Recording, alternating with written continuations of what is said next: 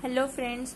तो लास्ट की वीडियो में हमने बात की थी फार्माकोकाइनेटिक की एब्जॉर्प्शन और डिस्ट्रीब्यूशन प्रोसेस क्या होती है। ठीक है, इस वीडियो के अंदर हम बात करेंगे मेटाबॉलिज्म और एक्सक्रीशन प्रोसेस के बारे में। ठीक है, कि मेटाबॉलिज्म क्या होता है। पहले हमने बात कर ली ड्रग एडमिनिस्टर की, किस तरीके से वो एब्जॉर्ब हुई, कहाँ एब्जॉर्ब हुई, किस तरीके से हमारी बॉडी में डिस्ट्रीब्यूट हुई। अब हम बात करेंगे वो डिस्ट्रीब्यूट होने के बाद किस तरीके से मेटाबोलाइज्ड होगी और किस तरीके से हमारी बॉडी से एक्सक्रीट आउट होगी, उस तरीके के बारे में हम बात करेंगे। ठीक है, तो मेटाबॉलिज्म को हम क्या बोलते हैं? It is also called as the bio transformation. इसका दूसरा नाम होता है बायो ट्रांसफॉर्मेशन। इसको हम बायो ट्रांसफॉर्मेशन प्रोसेस भी बोलते हैं।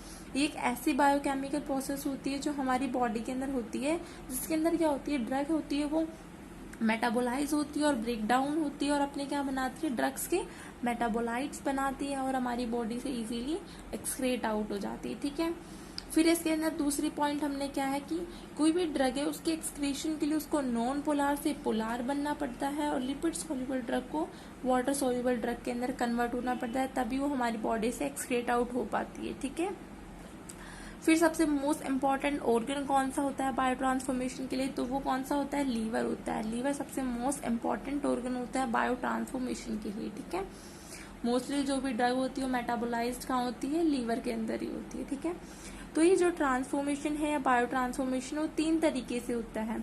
Inactivation active metabolite from active drug, activation of inactive drug.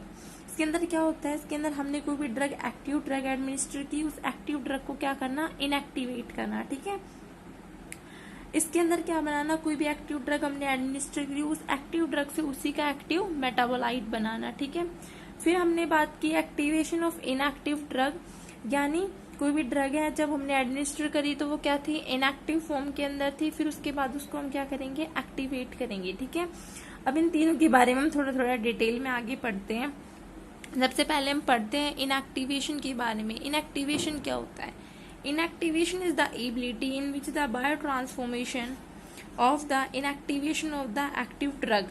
इसके अंदर हम क्या करते हैं? एक्टिव ड्रग को इनएक्टिवेट करेंगे। ठीक है, और उसका क्या बनाएंगे? मेटाबोलाइट हमारा एक्टिव ही बनेगा इसके अंदर। ठीक है, ड्रग्स को तो हम इनएक्टिवेट कर देंगे बट उसका मेटाबोलाइट हमारा कैसा बनेगा? एक्टिव मेटाबोलाइट बनेगा। ठीक है, एग्जाम्पल है कि इसमें पीसीएम है, इबुप्रोफेन वगैरह है। ठीक है, फिर बात करते हैं हम इसके बारे में, सेकंड पे आते हैं। उसके अंदर हम दूसरा है active metabolite from active drug. इसके अंदर क्या होता है कि एक्टिव ड्रग से किस तरीके से हम उसी का एक्टिव मेटाबोलाइट बना सकते हैं, उसके बारे में बात करते हैं। With the help of metabolism active metabolite from active drug, यानी कोई भी ड्रग है वो हमने एक्टिव फॉर्म के अंदर एडमिनिस्टर करी, उसका किस तरीके से एक्टिव मेटाबोलाइट बनेगा उसके बारे में बात करेंगे। इसमें एक एग्जाम्पल है, लाइक हमने कोई भी एक्टिव ड्रग दी डिजिटॉक्सिन, उसका एक्टिव मेटाबोलाइट क्या बना? डिगॉक्सिन। ठीक है, फिर थर्ड आती है कि हमने कोई भी ड्रग दी थी at the time of administration, वो क्या थी? इनएक्टिव फॉर्म के अंदर थी। बाद में हम उसको एडमिनिस्टर करने के बाद वो हमारी बॉडी में किस तरीके से एक्टिवेट होगी, उसको बोलते हैं एक्टिवेशन ऑफ इनएक्टिव ड्रग। ठीक है, इसे हम प्रो ड्रग्स भी बोलते हैं। प्रो ड्रग्स वो ड्रग होती है जो at the time of administration क्या होती है? इनएक्टिव फॉर्म के अंदर होती है, बट आफ्टर द एडमिनिस्ट्रेशन हमारी बॉडी में आने के बाद वो क्या हो जाती है? एक्टिव फॉर्म के अंदर कन्वर्ट हो जाती है। ठीक है, एग्जाम्पल लाइक कोई भी हमने इनएक्टिव ड्रग दी, लाइक लेवाडोपा दी, लीवोडोपा, वो कन्वर्ट होने के बाद क्या बनाया उसने? एक्टिव मेटाबोलाइट डोपामाइन बनाया। ठीक है, तो ये क्या थे? तीन तरीके थे जिसके तरीके से हम क्या कर रहे थे? मेटाबोलाइट्स वगैरह बना रहे थे, प्रोसेस हो रही थी। अब इसके अंदर क्या होता है कि जो बायो ट्रांसफॉर्मेशन की प्रोसेस है इसको हमने दो कैटेगरीज के अंदर डिवाइड कर दिया है इस रिएक्शन को कि किस किस तरीके से होगी। तो इस कैटेगरीज के अंदर मोस्टली हम दो फेज इंक्लूड करते हैं, फेज फर्स्ट और फेज सेकेंड। फेज फर्स्ट को हम क्या बोलते हैं? नॉन सिंथेटिक बोलते हैं और फंक्शनलाइजेशन रिएक्शन बोलते हैं। फेज सेकंड को हम सिंथेटिक और कॉन्जुगेशन रिएक्शन बोलते हैं। ठीक है, अब इनके बारे में भी हम डिटेल में बात करेंगे कि इनके अंदर कौन कौन सी प्रोसेस होती है, कैसे क्या होता है। ठीक है, अब आता है कोई भी ड्रग है, वो ड्रग हमने दी तो वो दो फेज में काम करेगी। फेज फर्स्ट के अंदर तो एक्टिव प्लस इनएक्टिव दोनों तरीके के मेटाबोलाइट बन सकते हैं, इनएक्टिव भी बन सकता है और एक्टिव मेटाबोलाइट भी बन सकता है, बट फेज सेकंड के अंदर हमेशा इनएक्टिव मेटाबोलाइट ही बनेगा। ठीक है, अब इसके बारे में हम डिटेल में बात करेंगे। सबसे पहले हम फेज फर्स्ट के बारे में बात करेंगे। क्या होती है फेज फर्स्ट? फेज फर्स्ट को सबसे पहले हम नॉन सिंथेटिक और फंक्शनलाइजेशन रिएक्शन भी बोलते हैं, ठीक है। इसके अंदर एक फंक्शनल ग्रुप जनरेट होता है जो क्या बनाता है, इनएक्टिव और एक्टिव मेटाबोलाइट्स को फॉर्म करता है, ठीक है। ये फंक्शनल ग्रुप जो बनता है इसके अंदर वो, ठीक है। मोस्ट होता है जो ड्रग्स होती है हमारी फेज फर्स्ट के अंदर क्या हो जाती है, मेटाबोलाइज हो जाती है।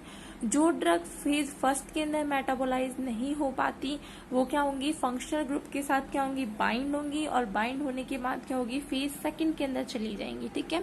वहां जाके वो क्या होंगी, कन्वर्ट होंगी और फिर वो मेटाबोलाइज होंगी। ये फेज क्या करती है, अलग अलग तरीके से जो ड्रग है उसके हाई पोलर मेटाबोलाइट्स बनाती है सॉरी हाई पोलर मेटाबोलाइट्स बनाती है। वो किस किस तरीके से बनाती है, इसके अंदर बहुत सारी चीजें इंक्लूड की गई हैं कि कौन कौन सी प्रोसेस से ये जो मेटाबोलाइट है वो हमारे हाईली पोलर बनेंगे, ठीक है।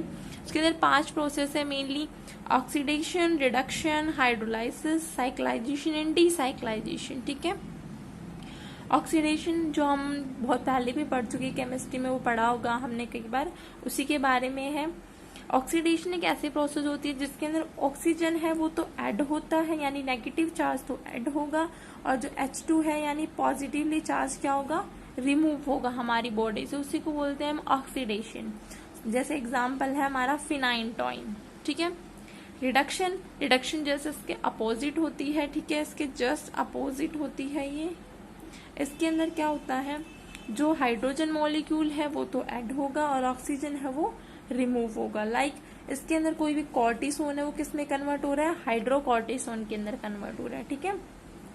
हाइड्रोलिसिस, हाइड्रोलिसिस के अंदर हम क्या करते हैं, वाटर के मॉलिक्यूल का ब्रेक डाउन होता है इसके अंदर और वो बाहर निकल जाता है, ठीक है, रिमूव आउट हो जाता है। लाइक इसमें है एस्टाइल कोलिन प्लस H2O किस में कन्वर्ट हो गया, कोलिन प्लस एसिटिक एसिड के अंदर कन्वर्ट हो गया, ठीक है। फिर आता है साइक्लाइजेशन। साइक्लाइजेशन का मतलब साइकिल से समझना है। इसके अंदर क्या होती है, कोई भी साइकिल फॉर्म में होती है, यानी रिंग फॉर्म स्ट्रक्चर होती है, वो कैसी बन गई, स्ट्रेट चेन बन गई, ठीक है, नहीं सॉरी, स्ट्रेट चेन से क्या बनाना, कोई भी रिंग फॉर्म बनाना, ठीक है, उसको बोलते हैं साइक्लाइजेशन। जैसे प्रोग्वानसिल, ये क्या होती है, एंटी मलेरियल की ड्रग है, ठीक है, ये एंटी मलेरियल ड्रग है। डीसाइक्लाइजेशन यानी क्या बनाना, रिंग से वापस से क्या बनाना, स्ट्रेट बनाना, इसमें रिंग है उससे कोई भी स्ट्रेट चेन बनाना, उसको बोलते हैं डीसाइक्लाइजेशन, ठीक है। इसमें एग्जांपल है हमारा फिनाइनटोइन। तो ये तो हमारी फेज फर्स्ट के बारे में बात हुई कि फेज फर्स्ट में कैसे कौन सी ड्रग मेटाबोलाइज होती है। इसके अंदर एक्टिव प्लस इनएक्टिव दोनों तरीके के मेटाबोलाइट्स बनते हैं, ठीक है। जो फेज फर्स्ट के अंदर मेटाबोलाइज नहीं हो पाती वो ड्रग वो फेज सेकंड के अंदर आ जाती है। तो अब हम फेज सेकंड के बारे में बात करेंगे कि उसके अंदर किस किस तरीके से प्रोसेस होती है, ठीक है। अब आती है हमारी फेज सेकंड। फेज सेकंड को सबसे पहले हम बोलते हैं सिंथेटिक या कॉन्जुगेशन रिएक्शन, या फिर कॉन्जुगेशन फेज भी बोलते हैं, ठीक है। इसके अंदर क्या होता है, in this many water soluble substances are present to form the high polar compound which is inactive form। कि इसके अंदर बहुत सारे वाटर सोल्यूबल सब्सटेंस प्रेजेंट होते हैं। क्यों होते हैं, ताकि जो चीज इनएक्टिव फॉर्म के अंदर है उसको हम हाईली पोलार कंपाउंड बना सके, उसको हाईली पोलार कंपाउंड के अंदर कन्वर्ट कर सके। इसलिए यहाँ पे बहुत सारे वाटर सोल्यूबल कंपाउंड्स होते हैं, प्रेजेंट होते हैं, ठीक है। तो कौन कौन से इसके अंदर प्रेजेंट होते हैं, लाइक इसके अंदर आता है ग्लूकोरोनिक कंजुगेशन, एस्टाइलेशन, मिथाइलेशन और सल्फेट कॉन्जुगेशन, ठीक है। इसके अलावा भी बहुत सारे होते हैं, मेनली 3-4 ही होते हैं इसके अंदर। ग्लूकोरोनिक कंजुगेशन के अंदर क्या होता है, इसके अंदर कोई भी कार्बोक्सिलिक एसिड है वो इजीली किसके साथ कंजुगेट होगा, ग्लूकोरोनिक एसिड के साथ, उसी को बोलते हैं हम ग्लूकोरोनिक कंजुगेशन। यानी कार्बोक्सिलिक एसिड है वो किसके साथ बाइंड हो गया, ग्लूकोरोनिक एसिड के साथ, ठीक है। एग्जाम्पल है लाइक इसमें PCM। फिर आता है सेकेंड प्रोसेस हमारी एस्टाइलेशन। एस्टाइलेशन क्या होता है, इसके अंदर कोई भी अमीनो ग्रुप है या अमीनो कंपाउंड है वो किसके साथ कॉन्जुगेट होगा, एस्टाइल के साथ। एस्टाइल को एंजाइम ए की हेल्प से क्या होगा, उसके साथ बाइंड अप होगा या कॉन्जुगेट होगा, ठीक है। थर्ड आता है हमारा मिथाइलेशन। मिथाइलेशन के अंदर क्या होगा, मिथाइल ग्रुप ऐड होगा, किसकी वजह से, मिथाइल ट्रांसफेरेज एंजाइम की वजह से या उसकी हेल्प से, ठीक है। इसमें आता है example is the nicotinic acid.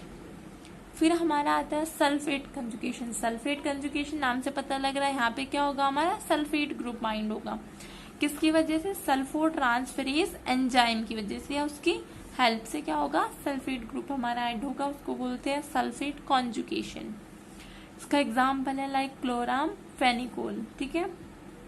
तो ये हमारी फेज सेकंड थी, ठीक है। इसके अंदर जो क्या होते हैं, फेज फर्स्ट के अंदर जो मेटाबोलाइज नहीं हो पाते वो आते हैं हमारे किसके अंदर, गो टू फेज सेकंड, ठीक है। फेज सेकंड के अंदर आ गए, इसके अंदर बहुत सारे सब्सटेंसेस प्रेजेंट होते हैं जो हाईली पोलर कंपाउंड्स बनाते हैं, ठीक है। कौन कौन से होते हैं उनके बारे में हमने डिस्कस कर लिया। फिर आता है इसके अंदर हमारे दो तरीके के एंजाइम भी प्रेजेंट होते हैं, उसके बारे में भी थोड़ा सा बात कर लेते हैं हम। कौन कौन से एंजाइम प्रेजेंट होते हैं हमारे में, दो एंजाइम होते हैं बायो ट्रांसफॉर्मेशन में, एक होता है माइक्रोसोमल एंजाइम और एक होता है non microsomal enzyme. Microsomal enzyme तो हमारा कहाँ प्रेजेंट होता है, एंडोप्लाज्मिक रेक्टिकुलम के अंदर, वो भी कौन से वाले में, स्मूथ वाले में, ठीक है। इसका एग्जाम्पल है लाइक साइटोक्रोम P450 रिडक्टेज जो लीवर के अंदर प्रेजेंट होता है, ठीक है।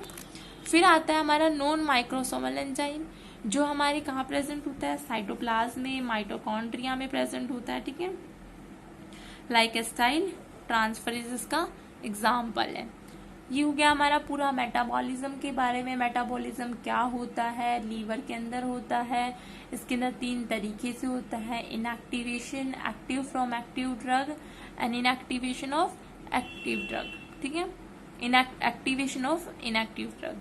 फिर इसके अंदर दो फेज थी, फेज फर्स्ट, फेज सेकेंड, इसमें दो तरीके के एंजाइम प्रेजेंट थे, ठीक है। फिर अब हम बात करते हैं किसके बारे में, एक्सक्रीशन के बारे में, कि एक्सक्रीशन की प्रोसेस होती क्या है, ठीक है।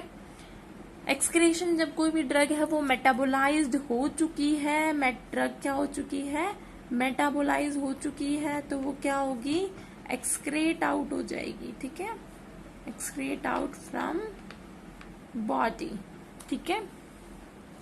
तो क्या होता है, it passes of the drug which is systematically absorb, जो ड्रग सिस्टमैटिकली एब्जॉर्ब हो चुकी है, डिस्ट्रीब्यूट हो चुकी है, मेटाबोलाइज हो चुकी है, then it can be excrete out. Excretion के लिए ड्रग का जरूरी है कि सबसे पहले वो केस में कन्वर्ट हो वाटर सोल्यूबल मेटाबोलाइट के अंदर कन्वर्ट हो। अगर जब तक वो लिपिड से वाटर सोल्यूबल नहीं बनेगी तब तक वो ड्रग हमारी बॉडी से एक्सक्रेट आउट नहीं हो पाएगी।